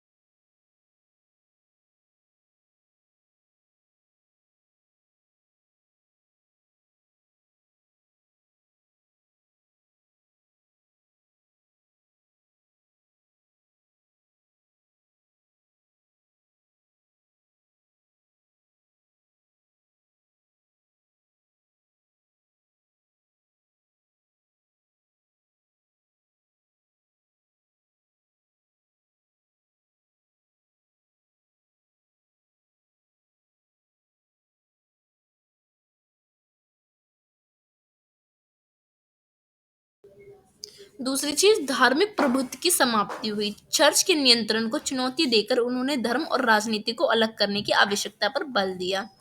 सामाजिक असमानता का विरोध भी किया इन्होंने। इन विचारकों ने भेद किया दमनकारी नीतियों के खिलाफ कई विचार को बढ़ावा दिया। सामाजिक असमानता का विरोध किया कि मतलब गरीब वर्ग, मजदूर वर्ग को भी समान अधिकार मिले, महिलाओं को भी समान अधिकार मिले, सबको धर्म को समान अधिकार मिले, समानता की बात की गई समाज में। इससे क्या हुआ, राष्ट्रवादी भावनाओं को भी बढ़ावा मिला। जनता की संप्रभुता, जॉन जॉन लॉक थे, रूसो थे, इनके विचार में राष्ट्रवादी भावना मिलने लगी, जिससे लोगों ने क्या करा, स्वतंत्रता को जन्म दिया कि अब क्या है, हमें देश में किसी का प्रभुत्व नहीं चाहिए, हमें संप्रभुत्व सोवरेनिटी चाहिए। तो सोवरेनिटी क्या होता है, किसी देश का किसी देश में शासन ना हो। तो इस समय तो आप जानते हो कि किसी न किसी देश का किसी न किसी देश पे शासन है, क्योंकि राजतंत्र था। तो इन्होंने राजतंत्र को खत्म करके बोला कि जनता का शासन हो, किसी देश का शासन ना हो, हमारे देश पे संप्रभुत्व ना हो, हमारा देश क्या हो, एकदम संप्रभु हो। सांस्कृतिक जागरूकता को बढ़ावा दिया। वॉल्टेयर की सहिष्णुता, व्यक्तिगत स्वतंत्रता के विचार ने सांस्कृतिक समूह को अपनी पहचान और गर्व की प्रेरणा दिलाई कि आप अपने इतिहास को जानो, कितना गर्वशाली है। फ्रांसीसी क्रांति का प्रभाव भी इसमें देखने को मिलता है। इन विचारकों ने फ्रांसीसी क्रांति को प्रेरित किया। जो फ्रांसीसी क्रांति हुई थी ना, जिसमें लोगों ने स्वतंत्रता, समानता, बंधुत्व के आदर्श को माना, तो वो सब यही विचारकों के विचारों को पढ़ के, समझ के, उनमें ये जागृत हुई कि हाँ भाई, स्वतंत्रता क्या चीज होती है, समानता क्या चीज होती है। तो उन्होंने जाना। अब कोई चीज जान लेगा इंसान तो और उसके साथ अगर अन्याय होगा तो भाई वो विरोध जरूर करेगा। तो निष्कर्ष के तौर पर लिखोगे कि जॉन लॉक, रूसो, वोल्टेयर, इन्होंने अपने विचार को एक ऐसा वैचारिक आधार तैयार किया जिससे पारंपरिक सत्ता ढांचा जो था ना, मतलब राजतंत्र, उसको खत्म कर दिया और राष्ट्रवाद के उदय में योगदान दिया। राष्ट्रवाद के उदय में उन्होंने लोकतंत्र की, स्वतंत्रता की, समानता की, बंधुत्व के विचार को बढ़ावा दिया। उनके विचार ना केवल केवल स्वतंत्रता, समानता की अवधारणा को बढ़ा दिया, बल्कि लोगों और उनकी राष्ट्रीय पहचान जो है, मतलब उनके इतिहास को जान के और संप्रभुता के प्रति कि किसी देश का किसी देश पे शासन ना हो, हमारा देश संप्रभु हो। और यूरोप में राष्ट्रवादी आंदोलन की सफलता इन प्रभुत्व विचारकों की अमूल्य योगदान थी। मतलब यूरोप में जितने भी राष्ट्रवादी आंदोलन हुए हैं, उसमें कहीं ना कहीं जो योगदान है वो इन विचारकों का है, क्योंकि इन्हीं विचारकों ने स्वतंत्रता, समानता, बंधुत्व का, ये सब जो विचारधारा है उसको लिखा था, अपने बुकों के माध्यम से प्रचारित किया था, जिससे लोगों ने जाना कि होता क्या है भाई ये सब चीजें, स्वतंत्रता, समानता, अधिकार। तो हमारा अब चलते हैं हमारे क्वेश्चन नंबर नेक्स्ट पे 10 पे। हमारा क्वेश्चन नंबर 10 है कि 19वीं सदी के प्रारंभ में यूरोप में उदारवाद की भूमिका का परीक्षण कीजिए। एडम स्मिथ और जॉन स्टुअर्ट मिल जैसे शास्त्रीय जो उदारवादी विचारकों के विचार ने इस अवधि के दौरान सामाजिक, आर्थिक और राजनीतिक सुधार को कैसे प्रभावित किया, ये बताना है आपको कि उदारवादी विचारधारा क्या थी, उसने कैसे, स्मिथ ने, स्टुअर्ट ने अपने शास्त्रीय उदारवाद में क्या क्या विचार धरे हैं, और उसने कैसे समाज को, आर्थिक को प्रभावित किया 19वीं शताब्दी के यूरोप में। ठीक है, तो परिचय से स्टार्ट करेंगे कि 19वीं शताब्दी के प्रारंभ में यूरोप में उदारवाद एक प्रमुख वैचारिक आंदोलन था, क्योंकि पूंजीवाद का विरोध में यह आया था। ये आंदोलन व्यक्तिगत स्वतंत्रता की बात करता था, लोकतंत्र की बात करता था, बाजार अर्थव्यवस्था के सिद्धांत पर आधारित था। कि ये किसका विरोध करता था, पूंजीवाद का विरोध करता था। इसलिए उदारवाद ने सामाजिक, आर्थिक, राजनीतिक सुधार को प्रेरित किया। मतलब समाज में, क्योंकि पूंजीवाद के अनुसार जब पूंजीवाद बढ़ा तो फिर क्या हुआ, दो गुटों में बढ़ गया, दो भागों में बढ़ गया, तो समाज अमीर वर्ग, गरीब वर्ग में। तो इसलिए तो आधुनिक यूरोपीय समाज का स्वरूप गहराई से प्रभावित हुआ। इस अवधि में Adam Smith, John Stuart Mill, तो इन्होंने क्या करा, शास्त्रीय उदारवादी विचारों के विचार ने उदारवाद को सैद्धांतिक आधार प्रदान किया और सुधार की दिशा में एक महत्वपूर्ण कदम उठाया। तो 19वीं सदी के प्रारंभ में उदारवादी की पृष्ठभूमि क्या थी, ये जानते हैं हम कि 19वीं सदी में उदारवादी कैसे उभरा था, उसकी थोड़ा बैकग्राउंड जानते हैं। तो फ्रांसीसी क्रांति जो हुई थी 1789 में, नेपोलियन युद्ध के बाद यूरोप में लोकतांत्रिक और राष्ट्रवादी विचारधाराओं का उदय होना शुरू हो गया था। तो राजतंत्रीय और निरंकुश शासन के खिलाफ लोगों ने व्यक्तिगत स्वतंत्रता और कानूनी समानता की मांग करना स्टार्ट कर दिया था। तो वैसे ही क्या हुआ था, उदारवाद ने संविधान, सार्वभौम अधिकार, अधिकारों की रक्षा की मांग करने लगी थी कि मजदूर वर्ग का अधिकार हो, उनको भी स्वतंत्रता हो, उनको भी संविधान में उनके लिए अधिकार हो। तो इन सब की बात हो रही थी। दूसरी चीज, उदारवाद के प्रमुख सिद्धांत क्या है, इसको जानते हैं हम कि उदारवाद के कुछ मुख्य सिद्धांत है। तो उसमें है कि पहली चीज कि व्यक्तिगत स्वतंत्रता, क्योंकि हर व्यक्ति विचार के लिए, भाषण के लिए और कार्य के लिए उसकी स्वतंत्रता होनी चाहिए कि वो अपने कोई भी विचार धर सके, किसी का भी समर्थन कर सके और कोई भी भाषण दे सके। ऐसा नहीं कि किसी को आहत हो जाए, मतलब बोलने की आजादी हो, प्रेस की आजादी हो और स्वतंत्रता होनी चाहिए कि कार्य करना है कि कोई भी कार्य करे। ऐसा नहीं है पढ़ाई का करे, मजदूर का करे, भाई स्वतंत्र है वो, कुछ भी करे। अब ये नहीं कि खून कर दो। तो आर्थिक स्वतंत्रता और पूंजीवाद। दूसरी चीज, आर्थिक स्वतंत्रता, पूंजीवाद। कोई क्या करता है, ये आर्थिक स्वतंत्रता की बात करता है। पूंजीवाद और मुक्त बाजार को प्रोत्साहित करना जिससे सरकारी हस्तक्षेप न्यूनतम हो, उसकी बात करता है। कानूनी समानता, सभी नागरिक के लिए समान अधिकार और अवसर सुनिश्चित करना। लोकतंत्र और शासन की सहमति, सरकार को संगठन जनता सहमति से क्या करना, विकेंद्रीकरण करना। ये इसके सिद्धांत थे। अब जानते हैं शास्त्रीय उदारवाद का प्रमुख विचारक कौन कौन से थे। तो उसमें पहला है एडम स्मिथ, जो कि 1723 से 1790 तक आते हैं।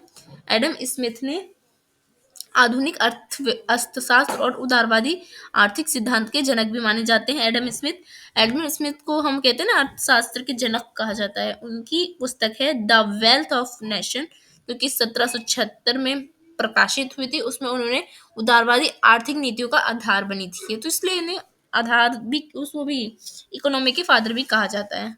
तो मुक्त बाजार का सिद्धांत दिया था इन्होंने कि स्मिथ ने आर्थिक गतिविधियों को अदृश्य हाथ यानी इनविजिबल हैंड द्वारा नियंत्रित होने का तर्क दिया था।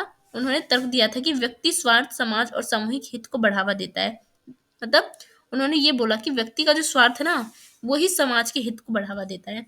उन्होंने सरकारी हस्तक्षेप का भी विरोध किया था। स्मिथ ने व्यापार, उद्योग और न्यूनतम सरकारी हस्तक्षेप की वकालत की थी। उसका मानना था कि सरकार को केवल रक्षा, न्याय और बुनियादी ढांचे के निर्माण तक सीमित नहीं रहना चाहिए, बल्कि इन कंपनियों को भी हैंडल करना चाहिए कि वो किसी का शोषण ना करे। स्वतंत्र व्यापार की उन्होंने बात की थी। उन्होंने आर्थिक राष्ट्रवाद, संरक्षणवाद का विरोध किया और मुक्त व्यापार का समर्थन किया। उन्होंने इनका विचार का प्रभाव ये पड़ा कि एडम स्मिथ के विचारों ने औद्योगिक क्रांति के दौरान मुक्त बाजार प्रणाली के विचार को समर्थन किया। उनके विचार के आधार पर पूंजीवाद को बढ़ावा मिला, जिससे यूरोप की अर्थव्यवस्था में व्यापक बदलाव आया, जो हमें देखने को मिलता है कि सुधार हुए मजदूरों की स्थिति में। दूसरे जो थिंकर्स आते हैं वो होते हैं John Stuart Mill. John Stuart Mill 1806 से 1873 तक इनका कार्यकाल रहता है। जॉन स्टुअर्ट मिल एक प्रमुख शास्त्रीय उदारवादी दार्शनिक थे, जिन्होंने राजनीतिक और सामाजिक सुधार के लिए उदारवाद को एक नई दिशा दी थी। उनकी पुस्तक ऑन लिबर्टी में उन्होंने 1859 में उदारवादी सिद्धांत का एक महत्वपूर्ण दस्तावेज उन्होंने प्रस्तुत किया था। उसमें से बताया था कि उदारवादी है क्या। उस बुक में उन्होंने पहली चीज इसमें ये मेंशन की थी कि व्यक्तिगत स्वतंत्रता होनी चाहिए। मिल ने व्यक्तिगत स्वतंत्रता को सर्वोच्च माना था। उन्होंने कहा कि दूसरों को नुकसान ना पहुंचाया जाए, स्वतंत्रता ऐसी हो कि क्या हो, दूसरों को नुकसान, अब स्वतंत्रता होनी चाहिए आपको कुछ भी करने की। तो ऐसा नहीं कि आप तेज की गाना बजा रहे हो और दूसरा मतलब पढ़ नहीं पा रहा है, कुछ सो नहीं पा रहा है, वो आ भी जाएगा। मतलब ऐसा नहीं कि स्वतंत्रता हो, पर ऐसी स्वतंत्रता ना हो कि आप किसी को खंजर भोग दो। तो उनका तर्क था कि अभिव्यक्ति की स्वतंत्रता समाज में बौद्धिक और नैतिक विकास के लिए अनिवार्य है, कि लोगों को बोलने की आजादी होनी चाहिए जिससे उसका बौद्धिक विकास होगा। पर ऐसा नहीं है कि होना चाहिए कि आप कुछ भी बोलने लगो। मतलब स्वतंत्रता होनी चाहिए, पर ऐसी भी स्वतंत्रता नहीं होनी चाहिए, ऐसी बात की गई थी। दूसरी चीज, प्रगतिशील सुधार। मिल ने शिक्षा, महिला के अधिकार और सामाजिक न्याय के लिए सुधार की वकालत की थी। उन्होंने महिलाओं के मताधिकार देने का समान अवसर क्योंकि उस समय जो वुमेन्स होती थी उनको वोट देने का अधिकार नहीं था, वो बाद में ऐड किया गया था। तो उस पे उन्होंने जोर दिया था कि इनको भी अधिकार होना चाहिए वोट देने का। पहले क्या था, वोट देने का अधिकार जो है वो महिलाओं को नहीं होता था, अनपढ़ लोगों को नहीं होता था, मजदूर वर्ग को नहीं होता था। ये सब वोट नहीं दे सकते थे, सिर्फ अमीर लोग वोट देते थे। तो ये लोकतंत्र नहीं कहलाता था पहले।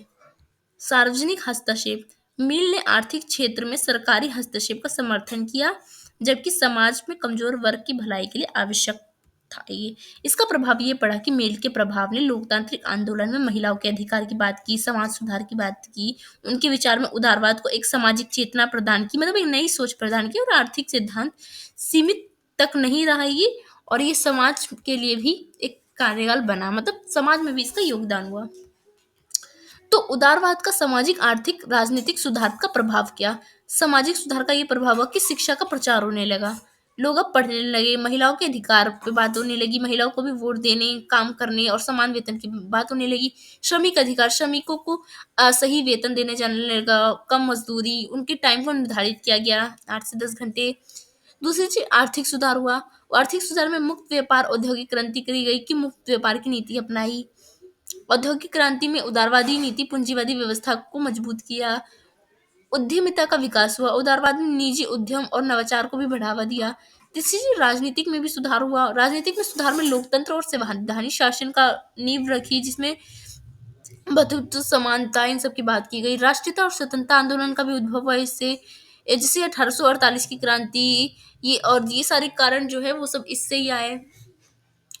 तो पांचवी चीज की उदारवाद की सीमाएं क्या थी। प्रारंभिक उदारवाद ने श्रमिक वर्ग को और गरीब समस्या को पर्याप्त महत्व नहीं दिया था। सामाजिक असमानता की तुलना में ये व्यक्तिगत स्वतंत्रता और संपत्ति के अधिकार पर अधिक केंद्रित थी। पूंजीवादी उदारवाद ने आर्थिक असमानता को बढ़ावा दिया। तो निष्कर्ष के तौर पे आप लिखोगे कि जो 19वीं शताब्दी के प्रारंभ में यूरोप में जो उदारवादी आया था, उसने सामाजिक, आर्थिक और राजनीतिक बदलाव के मार्ग प्रस्तुत किए थे, रास्ता दिखाया था। पर इसमें एडम स्मिथ ने, जॉन स्टेट मिल ने, ये दोनों कौन थे, शास्त्रीय उदारवादी के विचारक थे, व्यक्ति थे। इन्होंने स्वतंत्रता की, आर्थिक प्रगति की और लोकतंत्र के सिद्धांत को मजबूती प्रदान की, कि बोला ये सब होना चाहिए समाज में।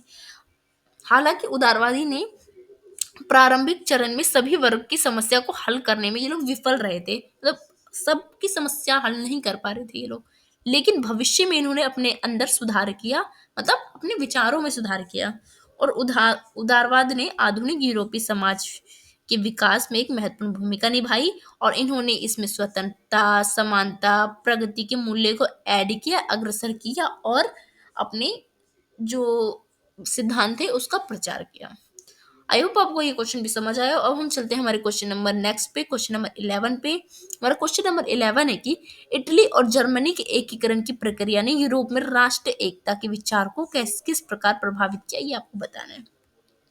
परिचय से स्टार्ट करेंगे तो 19वीं शताब्दी के मध्यकाल में इटली और जर्मनी के एकीकरण की प्रक्रिया पूरे यूरोप में राष्ट्रवाद की विचारधारा के सबसे महत्वपूर्ण अध्यायों में से एक थी। यह युग राजनीतिक, सामाजिक और सांस्कृतिक बदलाव का प्रतीक था, जिसने विभाजित क्षेत्रों को क्या करा, सशक्त बना, एक संगठित करा। क्योंकि पहले जो इटली और यूरोप था ना, छोटे छोटे क्या कह सकते हैं, क्षेत्रीय शक्ति या प्रांतों में बटा हुआ था, उसको एकीकरण का काम किया और एक राष्ट्र बनाया गया। इटली और जर्मनी जो लंबे समय तक छोटे छोटे भारी शक्ति और प्रभुत्व के आंतरिक में था, उसके जो छोटे छोटे क्षेत्र था ना, वो कोई इटली का, कोई फ्रांस के अंडर में है, कोई ब्रिटेन के अंदर में, मतलब किसी न किसी राज्य के अधीन में था वो। तो ग्रस्त था वो राष्ट्रवाद और राष्ट्र एकता के माध्यम से। इन्होंने क्या करा, अपने पूरे टुकड़े टुकड़े जो जमीन थी, मतलब टुकड़े टुकड़े जो उसके क्षेत्र थे, उसको जोड़ने का काम करा, और दूसरे का जो प्रभुत्व था उसको खत्म करके अपने शासन को चलाने की बात की गई। इटली के एकीकरण की प्रक्रिया हम सबसे पहले जानते हैं। 19वीं शताब्दी के मध्यकाल में इटली का एकीकरण किया गया। एक लंबी और जटिल प्रक्रिया थी ये।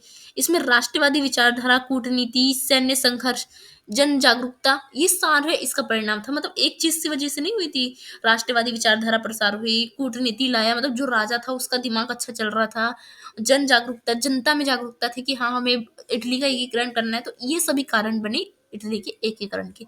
इटली जो लंबे समय तक छोटे छोटे राज्यों में विभाजित था और विदेशी शक्ति के प्रभुत्व में था, मतलब दूसरे के कंट्रोल में था, उसके छोटे छोटे, किसी ब्रिटेन, किसी के फ्रांस, किसी के ऑस्ट्रेलिया के कंट्रोल में था। तो धीरे धीरे स्वतंत्र होने के लिए इन्होंने राष्ट्र आंदोलन करना शुरू किया। तो इटली जो है उसका राजनीतिक और सामाजिक परिप्रेक्ष्य क्या था उसको जानते हैं। पहली चीज तो राजनीतिक विभाजन। 19वीं शताब्दी की शुरुआत में इटली विभिन्न राजतंत्र, स्वतंत्र राज्य में बटा हुआ था। जो कि इटली जो बटा हुआ था वो कौन कौन से राज्य में बटा था, पिडमोंट, सर्डिनिया में बटा हुआ था, लोम्बार्डी, वेनिस, लैम्पलस, सिसिली और पोप राज्य, जिसमें रोम और उसके आसपास के क्षेत्र आते थे। लेप्लस में बार्बन राजवंश के अधीन था, ये ऑस्ट्रेलिया के अधीन में था, वेनिस और लोम्बार्डी, तो ये सब किसी न किसी देश के अधीन में था। तो राजनीतिक विभाजन था 19वीं शताब्दी में। पर विदेशी प्रभुत्व, जो कि इटली के विभिन्न हिस्सों में, ऑस्ट्रेलिया, फ्रांस और स्पेन के प्रभुत्व में था, इटली के कई हिस्से। तो क्या करा गया, राष्ट्रवादी विचारधारा का पहले तो उदय हुआ, जिसमें ग्रीव से मजीनी और यंग इटली आंदोलन स्टार्ट हुए। ग्यूसेप मजीनी ने इटली को एकीकृत करने के लिए राष्ट्रवादी विचारधारा को बढ़ावा दिया। उन्होंने 1831 में यंग इटली नाम से एक आंदोलन की स्थापना की। मजीनी का जो आदर्श था वो एकीकृत इटली और गणराज्य के रूप में स्थापित करना था इटली को। हालांकि उनके क्रांतिकारी प्रयास असफल रहे थे, लेकिन राष्ट्रवाद की भावना को गहराई से पहुंचाया लोगों तक, और लोगों तक जब पहुंचा तो लोगों ने राष्ट्रवाद की भावना मतलब उसको संगठित करने के लिए आंदोलन किए। काउंट कैमिलो दी कावुर का कूटनीति नेतृत्व, जो पियोमोंट और सर्डिनिया था, जो कि किसके अंडर में था, जो कि ऑस्ट्रिया के अंदर में था, उसने प्रधानमंत्री काउंट कावुर ने, उस समय उसका प्रधानमंत्री था काउंट कावुर इटली का, उसने क्या करा, इटली के एकीकरण करने में इसने, जब राजा अच्छा होता है ना तो अपने आप सब चीज अच्छा हो जाता है, तो ये सही था कि इसने एकीकरण की बात की। तो इसकी मुख्य उपलब्धियां क्या थी इटली के एकीकरण की? इटली के एकीकरण की मुख्य उपलब्धि थी कि आधुनिकीकरण और सेना का सशक्तिकरण हुआ। इससे क्या हुआ, आधुनिकताकरण बढ़ा और सैनिक का सशक्तिकरण, फ्रांस का समर्थन, इसको फ्रांस का समर्थन भी मिला।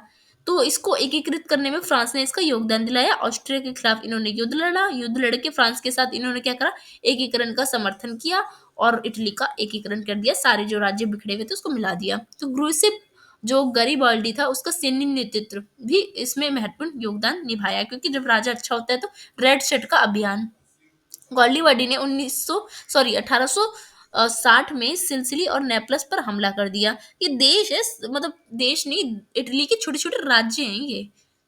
तो उन्होंने सैन्य बल और रेड शर्ट कहा जाता था बार्बर शासकों को हराया उन्होंने। गार्डीवाडी ने इन क्षेत्रों में पिरामोन सर्डिनिया के राजा को भी हरा दिया, जो कि थे विक्टर एमेनुअल सेकंड, उसको सौंप दिया हरा के ये राज्य। पॉप राज्य जो है रोमन का एकीकरण करने में योगदान दिया। 1870 में फ्रांस प्रशा युद्ध के दौरान फ्रांस में पॉप राज्य अपनी सेना हटा ली। इसी अवसर का लाभ उठाकर इटली में रोम का अधिकार कर लिया, मतलब रोम जो है ना उस पे इटली ने अपना अधिकार कर लिया, और रोम और इटली को मिला के इटली का पूर्ण एकीकरण हुआ, जो कि इटली का एकीकरण कहलाता है। आज इटली जो है उसकी राजधानी भी रोम है। तो इटली के एकीकरण जो है वो 1861 और 1870 में देखने को मिलता है। 1871 में विक्टर इमानुएल सेकंड ने यूनाइटेड इटली का राजा घोषित किया था, और 1870 में रोम के जुड़ने के बाद पूरा इटली का एकीकरण हुआ। मतलब छोटे छोटे राज्य तो 1831 तक ही जुड़ गए थे, पर जब रोम को भी जोड़ दिया गया ना तो पूरा ही तरह से इटली का एकीकरण हो गया। तो इटली के एकीकरण की क्या क्या चुनौती थी कि क्षेत्रीय असमानताएं, कि इटली के एकीकरण में भी कई सारी सांस्कृतिक असमानता हो रही थी, क्योंकि छोटे छोटे राज्य में, जैसे कि हमारे भारत में छोटे छोटे राज्य की अलग अलग संस्कृति है, तो उससे हो रही थी। राजनीतिक अस्थिरता, इटली के एकीकरण के बाद राजनीतिक अस्थिरता प्राप्त करना, जैसे हमारे देश में भी शुरू में देखा जब रजवाड़े थे तो वो भी केंद्रीय मुगल का नहीं सुन रहे थे, तो एक राजनीतिक अस्थिरता हो गई। पोप का विरोध, जैसे हमारे भारत में भी हो रहा था कि जो धर्म है उसका विरोध हो रहा था, एक सामाजिक जागरूकता धार्मिक जागरूकता फैल रही थी, तो वैसे ही पॉप का वर्चस्व भी कम करने की बात की गई। तो आई होप आपको इटली का एकीकरण समझ आ गया, और हम जानते हैं जर्मनी के एकीकरण की प्रक्रिया। तो जो जर्मनी का एकीकरण था वो कैसे हुआ था उसको जानते हैं, ठीक है।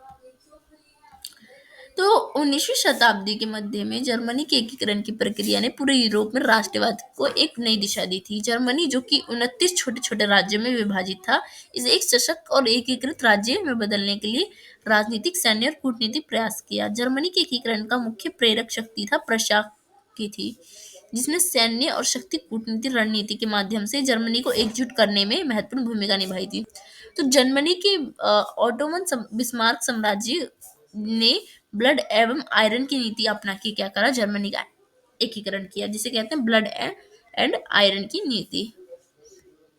तो जर्मन फेडरेशन और बाहरी प्रभुत्व से क्या हुआ, जर्मनी के एकीकरण में योगदान दिया। 1815 में वियना कांग्रेस के बाद जर्मनी 29 जो राज्यों जर्मन फेडरेशन में विभाजित था, जिसे जर्मन फेडरेशन कहते हैं। इन राज्यों में से कुछ ऑस्ट्रेलिया और कुछ प्रशा का प्रभुत्व में था। मैंने कहा ना दूसरे राज्य के प्रभुत्व में था, उनका छोटे छोटे राज्य में, तो किसी और ने अपने शासन के अंडर में ले लिया था इन्हें। जर्मन फेडरेशन में राजनीतिक और सांस्कृतिक रूप से बिखरे हुए थे छोटे छोटे राज्य थे, इनका आपस में कोई मजबूत एकता नहीं था। फेडरेशन यानी छोटे छोटे देश। अधिकांश जर्मन राज्य की बाहरी दबाव और ऑस्ट्रेलिया फ्रांस जैसे प्रभुत्व के कारण आत्मनिर्णय अधिकार नहीं थे, मतलब दूसरे के अधिकार में थे, तो खुद का निर्णय लेने का इनको अधिकार नहीं था। तो ऑटोमन और बिस्मार्क ने ब्लड एवं आयरन की नीति अपनाई। तो ऑटोमन बिस्मार्क ने जर्मनी के एकीकरण की प्रक्रिया निर्णायक भूमिका निभाई। उन्होंने 1862 में वे प्रशा और चांसलर बने। उन्होंने जर्मनी की एकीकृत करने के लिए ब्लड एवं आयरन की नीति अपनाई। तो बिस्मार्क का मानना था कि युद्ध और सैन्य शक्ति के माध्यम से, जिसे ब्लड और आयरन कहते हैं, मतलब युद्ध और सैन्य शक्ति यही है, इन्होंने जर्मनी को एकजुट किया और उन्होंने कूटनीति और रणनीति के माध्यम से समय का उपयोग किया। 1864 में डेनमार्क का युद्ध हुआ। बिस्मार्क ने जर्मन राज्य को एकीकरण के लिए डेनमार्क के खिलाफ कई युद्ध किए, जिसमें से 1864 में डेनमार्क और जर्मन के बीच युद्ध हुआ और जिसमें प्रशा ऑस्ट्रेलिया ने मिलकर डेनमार्क को हरा दिया। डेनमार्क ने अ, सचलेस्विक और हॉल्स्टीन हॉल्स्टीनों को कब्जे में ले लिया और जिससे प्रदेशों को बाद में जर्मन फेडरेशन में शामिल कर दिया गया। तो जर्मनी का एकीकरण हुआ इससे। यह युद्ध जर्मन के बीच एकता के प्रतीक को प्रोत्साहित करने वाला था। तो 1866 का जो ऑस्ट्रो प्रशियन युद्ध था, मतलब जो ऑस्ट्रिया और प्रशियन में युद्ध हुआ था, बिस्मार्क ने ऑस्ट्रिया के साथ युद्ध की योजना बनाई ताकि प्रशा जर्मन फेडरेशन अन्य राज्यों पर अपना प्रभुत्व स्थापित कर सके। तो इससे क्या हुआ, उन्होंने उसको हरा दिया। 22 जर्मनी को राज्य को एकजुट कर दिया गया और जर्मनी का भी एकीकरण हो गया। 1870 से 71 में फ्रांको एशियन का युद्ध हुआ। उन्होंने क्या करा, फ्रांको एशियन युद्ध करा, जिसमें उन्होंने फ्रांस और प्रशा के बीच युद्ध हुआ। फ्रांको एशियन मतलब फ्रांस फ्रांस प्रास एश प्रशिया, इसमें एक युद्ध हुआ और फ्रांस की हार हुई। जर्मन राज्य में प्रशा के साथ संघ बनाने का निर्णय लिया और इस युद्ध में एकीकरण निर्णायक साबित हुई। इसके बाद जर्मन राज्यों का समर्थन प्राप्त हुआ, किसको, प्रशा को।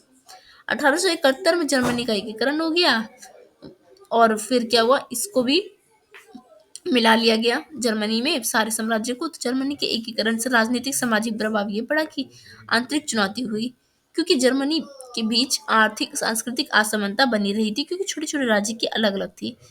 जर्मन साम्राज्य के गठन में कुछ क्षेत्र राजनीतिक अस्थिरता और सामाजिक सहमति बनी रही, खासकर कैथोलिक चर्च और प्रोटेस्ट क्षेत्र थे उसके बीच। यूरोपीय राजनीति का भी प्रभाव रहा। जो यूरोपीय राजनीति थी, जर्मनी की यूरोप में एक प्रमुख शक्ति के रूप में देखा जाने लगा। फ्रांस जर्मनी के बीच तनाव ने 20वीं सदी में विश्व युद्ध का कारण भी बन गई थी, ये आपको पता होगा। तो राष्ट्रीय एकता का प्रभाव भी पड़ा। राष्ट्रवाद का आदर्शवाद, लोगों में राष्ट्रवाद, स्वतंत्रता, इन सब की भावना जगी। विदेशी हस्तक्षेप का विरोध करने लगे, अब लोग संप्रभुता की बात करने लगे लोग। सैन्य कूटनीति का महत्व आया, जिससे जर्मनी का एकीकरण किया गया। लोकतांत्रिक विचार का प्रसार हुआ, लोकतंत्र की नींव रखी गई। सामाजिक और सांस्कृतिक जागरूकता लाए लोगों में। अब क्या हुआ, राष्ट्रवाद की भावना, स्वतंत्रता की भावना, एकता की भावना, नैतिकता की भावना, धर्म का भ्रष्टाचार कम करने की भावना उत्पन्न हुई। वैश्विक स्तर पर प्रभाव, तो एकीकरण ने, जो जर्मनी और इटली के एकीकरण ने था, उसने एशिया, अफ्रीका, लैटिन अमेरिका को भी स्वतंत्रता दिलाने में महत्वपूर्ण भूमिका निभाई। इसी से प्रभावित होकर इन्होंने भी क्या करा, सोचा कि वो देश ने एकीकरण कर लिया, राष्ट्रवाद कर लिया, हम भी करते हैं। तो इसका प्रभाव बहुत जगह पड़ा, जो कि आज भी देखने को भी मिलता है। निष्कर्ष के तौर पे इटली और जर्मनी के एकीकरण ने यूरोप में राष्ट्रीय एकता के विचार को न केवल सैद्धांतिक बल्कि व्यवहारिक रूप से साकार किया। इसने दिखाया कि राष्ट्रीय एकता और स्वतंत्रता को संगठित प्रयास और संघर्ष के माध्यम से हासिल किया जा सकता है। इन घटनाओं ने न केवल यूरोप के राजनीतिक मानचित्र को बदला, बल्कि मानचित्र को कैसे बदला, पहले इटली कैसा था, छोटा, जर्मनी कैसा था, छोटा, क्योंकि उसका देश बटा हुआ था अलग अलग फेडरेशन में। उसको जब संगठित किया तो उसका मैप अलग हो गया, तो मैप को बदला ना, तो राष्ट्रवाद को शक्तिशाली विचारधारा के रूप में स्थापित किया। 19वीं-20वीं शताब्दी में राजनीतिक सामाजिक आंदोलन ने गहरी प्रभावित किया, इटली के एकीकरण ने और फ्रांस के एकीकरण, वो जर्मनी के एकीकरण ने। आई होप आपको ये क्वेश्चन भी समझ आया हो। अब है हमारा question number last, question number 12वां, कि 19वीं शताब्दी में यूरोप में राष्ट्रवाद के पैटर्न का विकास कैसे हुआ, ये बताना है आपको। परिचय, तो राष्ट्रवाद एक राजनीतिक, सांस्कृतिक और सामाजिक आंदोलन है, जो कि एक साझा पहचान के लिए लोग करते हैं। राष्ट्रवाद किस लिए लोग करते हैं, सबके अलग अलग राष्ट्रवाद होते हैं। कोई अपनी संस्कृति के लिए राष्ट्रवाद करता है कि अपनी संस्कृति बचाने के लिए, कोई अपने धरोहर को बचाने के लिए, कोई अपनी भाषा को बचाने के लिए, कोई अपने इतिहास को बचाने के लिए, कोई अपने धर्म को बचाने के लिए, कोई अपने राष्ट्रीय हितों के आधार पर क्या होता है, राष्ट्र होता है का गठन किया जाता है। यूरोप और अन्य हिस्सों में राष्ट्रवाद के विभिन्न पैटर्न विकसित हुए थे, जिनका प्रभाव समय के साथ बदलता रहा और राष्ट्रवाद के पैटर्न में हमें भिन्नता देखने को मिली। पहला राष्ट्रवाद होता है कि नागरिक राष्ट्रवाद। राष्ट्रवाद के पैटर्न, मतलब राष्ट्रवाद के कितने प्रकार होते हैं, तो राष्ट्रवाद के कई प्रकार हो सकते हैं। कोई, तो पहला है नागरिक राष्ट्रवाद, मतलब सिविल नेशनलिज्म। तो सिविल नेशनलिज्म क्या होता है? नागरिक राष्ट्रवाद इस विचारधारा पर आधारित होता है कि एक राष्ट्र को एकजुट तब होता है जब लोग साझा नागरिक कानून और राजनीतिक संस्थाओं के आधार पर एकजुट होते हैं। मतलब किसी लोकतंत्र के आधार पे, कानून के आधार पर, संविधान के आधार पर जब वो एक होते हैं ना, तो वो होता है नागरिक राष्ट्रवाद। इसमें जातीयता या संस्कृति की बजाय लोग क्या करते हैं, लोकतांत्रिक मूल्य और स्वतंत्रता पर जोर देते हैं। उदाहरण के तौर पे फ्रांस का राष्ट्रवाद एक उदाहरण था इसका। ये फ्रांसीसी नागरिकता और अधिकार के आधार पर एकता स्थापित की गई थी। फ्रांसीसी क्रांति में लिबर्टी, इक्वालिटी, फेडरलिटी के आदर्श इस प्रकार राष्ट्रवाद को प्रोत्साहित किया, जिसमें कि हमें नागरिक के अधिकार की बात की गई, ना कि धर्म की बात की गई, ना कि किसी संस्कृति की बात की गई। दूसरी जो राष्ट्रवाद है वो सांस्कृतिक राष्ट्रवाद, दूसरा पैटर्न, क्योंकि राष्ट्रवाद के अलग अलग प्रकार है। पहला था नागरिक, दूसरा है सांस्कृतिक राष्ट्रवाद भी हो सकता है। सांस्कृतिक राष्ट्रवाद इस विचारधारा पे होता है कि उसकी जो सांस्कृतिक धरोहर है, चाहे उसकी भाषा हो, चाहे उसके धर्म हो, चाहे उसका कोई भी सांस्कृतिक से जुड़ा हुआ चीज हो, तो उसके लिए संघर्ष करना, वो होता है सांस्कृतिक राष्ट्रवाद। उदाहरण के जर्मनी का एकीकरण सांस्कृतिक राष्ट्रवाद के आधार पे हुआ था वहां पे, क्योंकि जर्मन एकता की विचारधारा और जर्मन भाषा, इतिहास, ये सब वहां पे उसका इतिहास इतना मतलब फेमस था, तो उसके आधार पे ही वहां का एकीकरण किया गया कि आपका जो इतिहास था वो बहुत ज्यादा क्या था, विशाल था। तीसरा जातीय राष्ट्रवाद भी होता है, जिसमें जातीय राष्ट्रवाद क्या होता है, ये ऐसी विचारधारा पर आधारित होता है जिसमें राष्ट्र उन लोगों का समूह बनता है जिसमें जैविक और सांस्कृतिक पृष्ठभूमि से आते हैं, मतलब एक जैसी जाति से आते हैं, जिसमें उनकी पहचान धर्म से हो सकती है, रक्त संबंध से हो सकती है, या मतलब कोई एक धर्म के लोग हो, वो अपने धर्म कर मतलब राष्ट्रवाद कर रहे हो, हिंदू, मुस्लिम, कोई नीची जाति, ऊंची जाति, तो अलग अलग, तो ये होती है जातीय राष्ट्रवाद, जो अपनी जाति को लेकर करते हैं। जैसे ये हंगरी, पोलैंड, अन्य मध्य जो अ, यूरोपीय जाति जो राष्ट्रवाद देखने को हमें यहाँ मिलता है, यहाँ देशों में, यहाँ जाति पहचान जो है वो नस्लें पहचान पे होती है, जिसमें विश्व युद्ध का कानून में जैसे गोरे, काले लोग, ऐसे में, तो उसके लिए जातीय राष्ट्रवाद। धर्म आधारित राष्ट्रवाद भी होता है। धर्म आधारित राष्ट्रवाद इस विचारधारा पर होता है कि धार्मिक विश्वास और परंपरा पर आधारित होता है। इस राष्ट्रवाद में धार्मिक अनुयायी साझा विश्वास के आधार पर बढ़ाया जाता है, मतलब अपने धर्म को लेकर राष्ट्रवाद। उदाहरण के लिए हिंदू धर्म राष्ट्रवाद, पाकिस्तान में मुस्लिम धर्म राष्ट्रवाद, इसराइल में यहूदी धर्म राष्ट्रवाद, ये हमें देखने को मिलता है। तो ये होता है धर्म के आधारित राष्ट्रवाद का उदाहरण। पांचवा जो राष्ट्रवाद होता है वो होता है स्वतंत्रता और आत्मनिर्णय का राष्ट्रवाद, यानी स्वतंत्रता प्राप्त करने के लिए आपको स्वतंत्रता, चाहे वो आपके किसी देश उपनिवेश, कोई कोई आप पे शासन, जैसे ब्रिटिश हम पे राज कर रहे, तो हम स्वतंत्रता चाहते थे ना कि ब्रिटिश का शासन खत्म हो जाए, तो वो स्वतंत्रता भी कह सकते हो आप, स्वतंत्र राष्ट्रवाद होता है। उदाहरण के लिए भारतीय संग्राम भी स्वतंत्र इसका उदाहरण है। अफ्रीका देश में भी गांधी जी स्वतंत्रता कर कर आए थे वहां पे। तो ये सारे जो आंदोलन है, ये जो स्वतंत्रता संग्राम है, कि स्वतंत्र राष्ट्रवाद का उदाहरण है। साम्राज्यवादी राष्ट्रवाद क्या होता है? साम्राज्यवादी राष्ट्रवाद एक ऐसा विस्तार होता है जिसमें सभ्यता या संस्कृति के अधिकार पे होता है, जिसमें उपनिवेशीकरण और शोषण के द्वारा ये क्या करते हैं, सांस्कृतिक आर्थिक संपत्ति का विस्तार करते हैं। जैसे कि ब्रिटिश आए थे ना, साम्राज्यवादी विचारधारा पेश की थी, ब्रिटिश साम्राज्य जैसे कि राष्ट्रवाद दिखाते थे कि किसी देश में जाके अपना शासन करेंगे, साम्राज्य फैलाएंगे, तो ये हमारा राष्ट्रवाद होगा, हमारे राष्ट्र को गर्व होगा इससे। फ्रांसीसी लोग भी ऐसा सोचते थे, यूरोप के कई लोग ऐसा सोचते थे, आक्रमणकारी लोग, तो वो साम्राज्य राष्ट्रवाद में आ जाता था। तो ये थे राष्ट्रवाद के पैटर्न्स, मतलब राष्ट्रवाद के अलग अलग प्रकार कौन कौन से होते हैं, ये इसी को हम कहते हैं पैटर्न। तो निष्कर्ष के तौर पर लिखोगे कि राष्ट्रवाद के विभिन्न पैटर्न ने दुनिया भर में राजनीतिक, सामाजिक और सांस्कृतिक परिवर्तन को जन्म दिया। यह विभिन्न प्रकार के संघर्ष, आंदोलन और विचारधारा को प्रेरित कर रहा है, जो अलग अलग समय पे और स्थान पर विभिन्न रूप में प्रकट हुआ। नागरिक राष्ट्रवाद, सांस्कृतिक राष्ट्रवाद, जातीय राष्ट्रवाद, धर्म आधारित राष्ट्रवाद, ये सारे राष्ट्रवाद क्या है, राष्ट्रवाद के अलग अलग पैटर्न है जो अपने अकॉर्डिंग चलते हैं। तो ये सभी क्या करते हैं, एकता, स्वतंत्रता की खोज को आकार दिया इन्होंने, और आज भी ये राष्ट्रवादी विचारधारा लोगों में प्रभावित कर रही है लोगों को। तो हर देश या हर लोग अपने अपने राष्ट्रवाद के अकॉर्डिंग चलता है। आई होप आपको ये क्वेश्चन समझ आया हो। तो ये वीडियो होती है आपके खत्म। वीडियो अगर आपको अच्छी लगी तो वीडियो को लाइक कीजिए, वीडियो को कॉलेज ग्रुप दोस्तों में शेयर कीजिए, वीडियो कैसे लगी कमेंट सेक्शन में जरूर बताइएगा। धन्यवाद।